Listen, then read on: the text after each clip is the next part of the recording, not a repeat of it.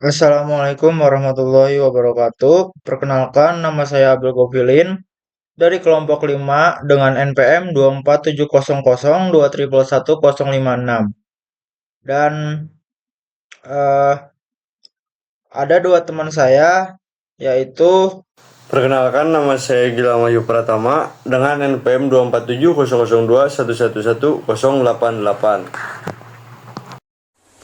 nama saya Muhammad Roja Rais, sebagian dari kelompok 5 dengan NPM 2470021111082. di sini kita akan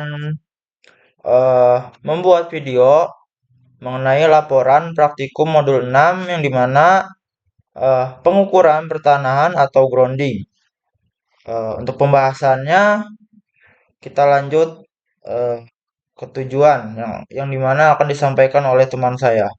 Di sini ya, saya akan menjelaskan tentang modul 6, pengukuran pertahanan atau grounding. Tujuan dari pengukuran pertahanan grounding ini, yang pertama tujuan dari pengukuran pertahanan ini, yang pertama dapat mengetahui besarnya pertahanan yang pada suatu tempat. Yang kedua, dapat memahami prosedur penggunaan alat ukur earth tester dan earth clamp. Yang ketiga, dapat mengoperasikan alat pengukur tahanan tanah serta mengetahui prinsip kerja grounding earth tester dan earth clamp. Yang selanjutnya itu ada dasar teori.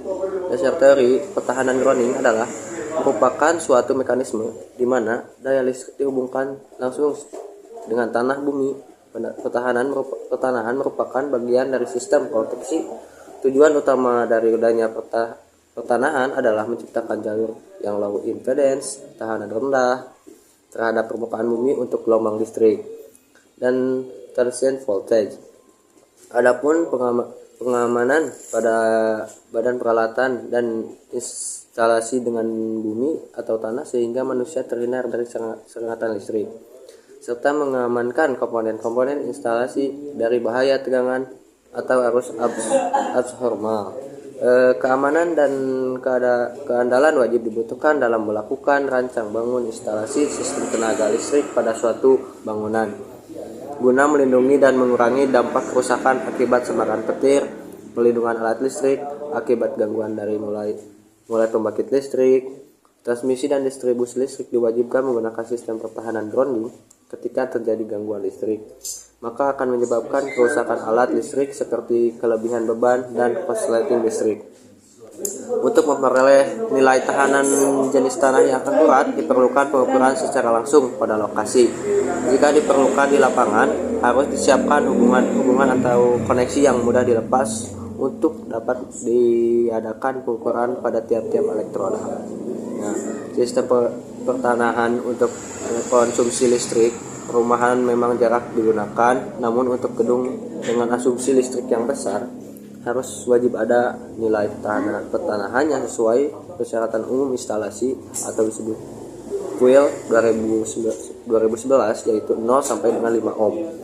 Suatu bangunan untuk menghindari bahaya samaran petir membutuhkan nilai resistansi grounding kurang dari 5 ohm, sedangkan untuk grounding peralatan elektronika membutuhkan nilai kurang dari 3 ohm.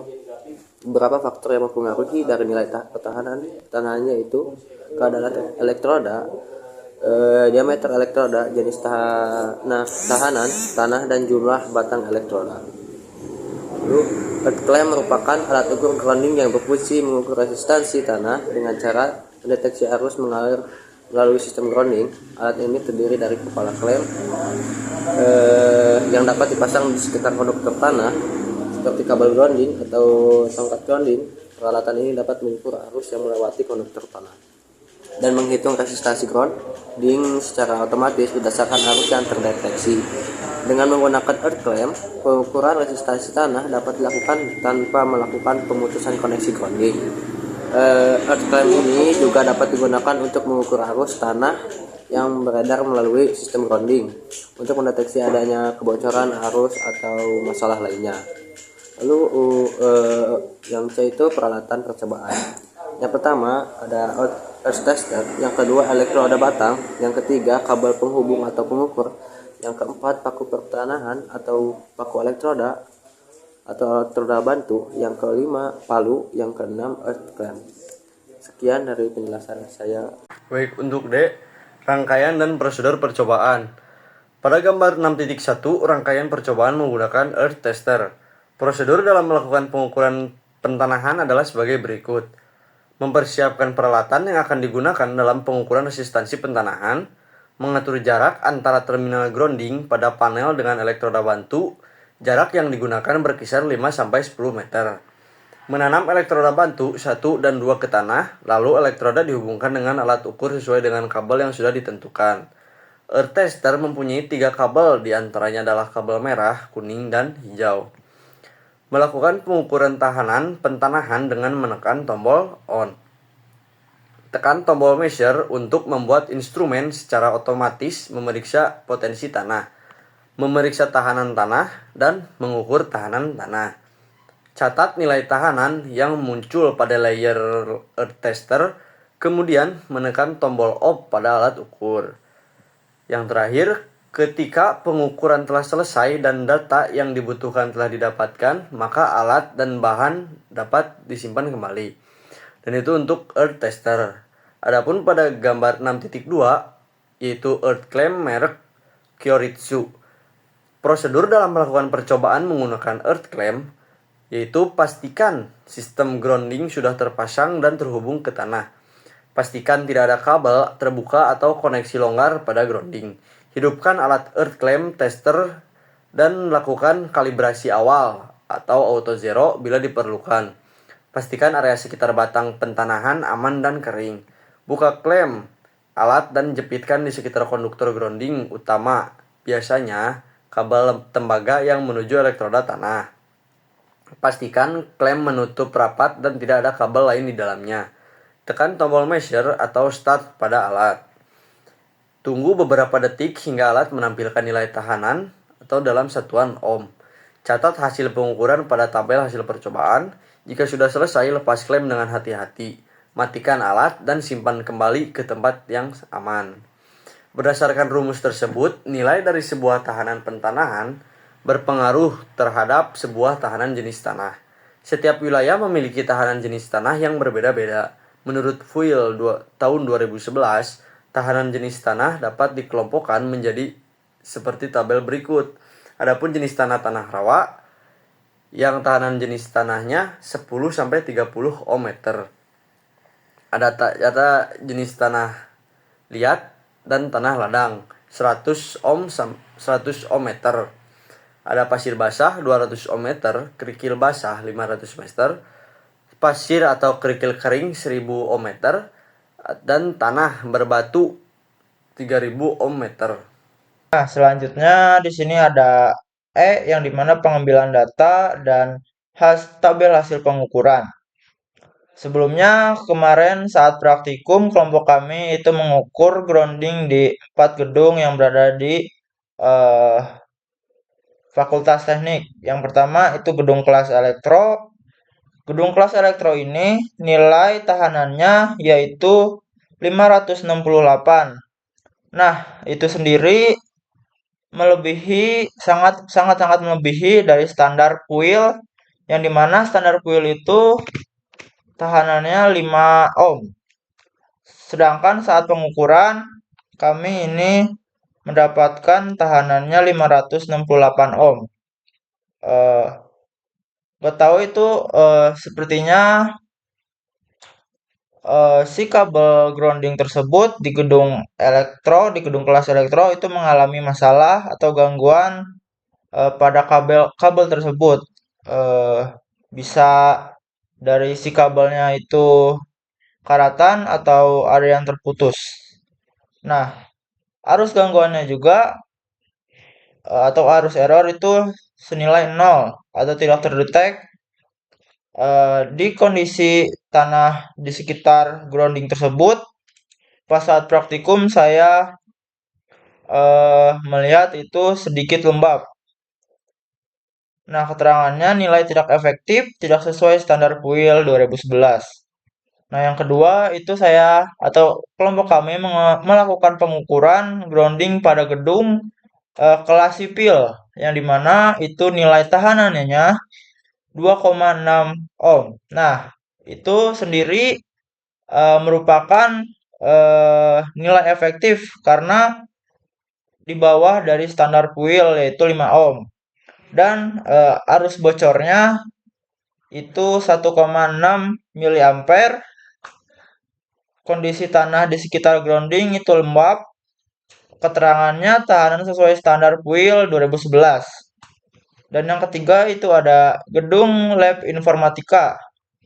Nah, sama seperti gedung kelas elektro, di gedung lab informatika ini sepertinya si grounding ini mengalami masalah karena saat kelompok kami mengukur itu si nilai tahanannya 23,2 ohm, yang dimana tahanan tersebut lebih dari standar kuil 2011, dan arus bocornya itu 2 miliampere.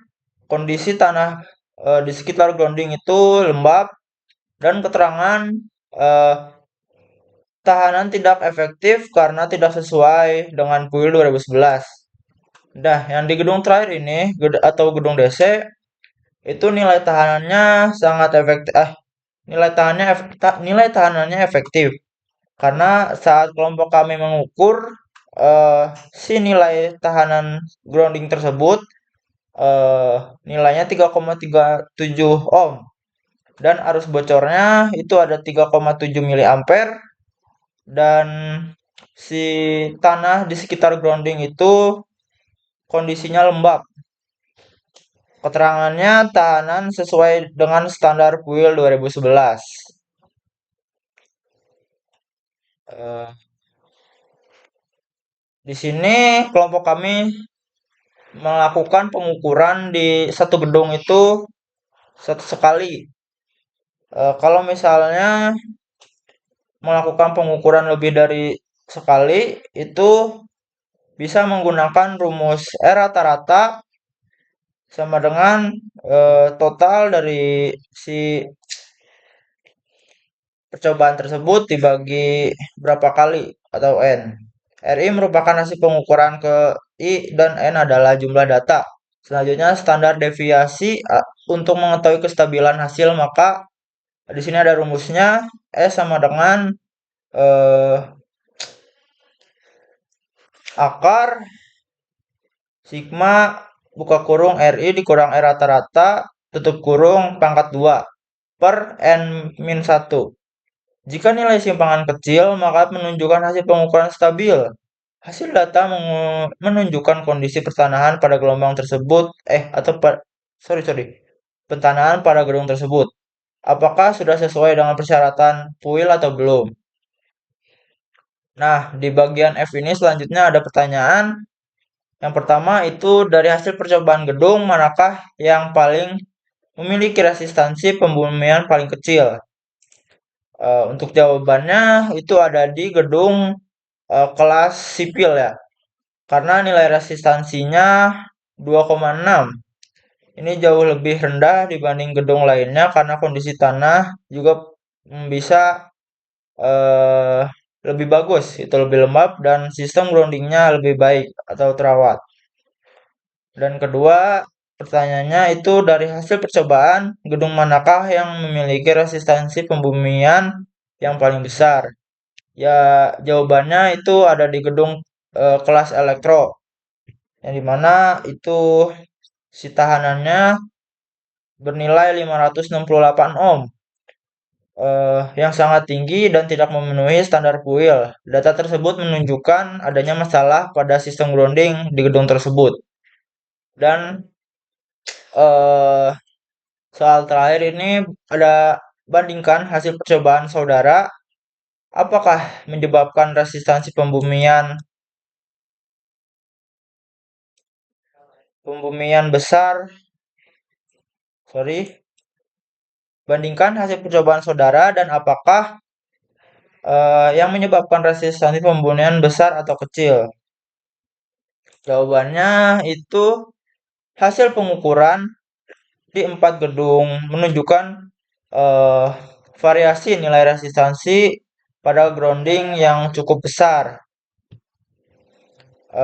yang dimana gedung sipil itu 2,6 ohm dan gedung DC 3,3 ohm memiliki nilai rendah karena kondisi tanah yang lembab serta kemungkinan elektroda grounding yang masih baik kondisinya. Sementara di dua gedung yang memiliki tahanan yang sangat gede, yang dimana di gedung lab informatika itu 23,2 ohm dan di gedung kelas teknik elektro itu 568 ohm memiliki nilai yang sangat tinggi karena kemungkinan si elektroda berkarat, sambungan terputus atau longgar, dan sistem yang tidak terawat. Makanya menghasilkan si nilai tahanan eh, pada gedung tersebut eh, gede atau tidak sesuai standar PIL 2011. Nah, selanjutnya di G ini ada kesimpulan. Berdasarkan data pengukuran gedung kelas sipil memiliki resistansi pembumian yang paling kecil yaitu 2,6 ohm, sehingga sistem grounding paling efektif dan memenuhi standar. Sebaliknya, gedung kelas teknik elektro memiliki resistansi yang sangat tinggi dengan nilai 568 ohm eh, menandakan adanya masalah serius pada instalasi grounding kelas tersebut. Perbedaan ini dipengaruhi oleh kondisi tanah, bisa dipengaruhi oleh kondisi tanah, material, maupun kedalaman si elektro tersebut, kualitas sambungan, serta perawatan sistem grounding kurang baik.